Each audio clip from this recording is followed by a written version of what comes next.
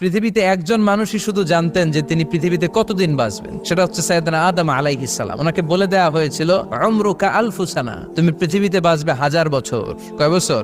সাইয়েদনা আদমের সামনে অনেকগুলো রূহ রাখা হলো। সাইয়েদনা আদম বললেন, এরা কারা?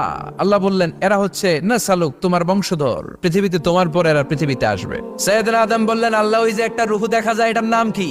আল্লাহ বললেন, হাদা ইবনুকা দাউদ, এটা তোমার ছেলে দাউদ, সে দুনিয়াতে নবী হয়ে আসবে, তার ছেলে সুলাইমানও নবী হয়ে আসবে। সাইয়েদনা আদম বললেন, মাবুদ, আমার ছেলে দাউদের কত বছর হায়াত আপনি দিয়েছেন? আল্লাহ বললেন, 40 সানা, মাত্র 40 বছর, 4 ইয়ার্স, 40 বছর তোমার ছেলেটা বাঁচবে। ও আল্লাহ, আমি বাঁচবো কয় বছর? তুমি বাঁচবা 1000 বছর।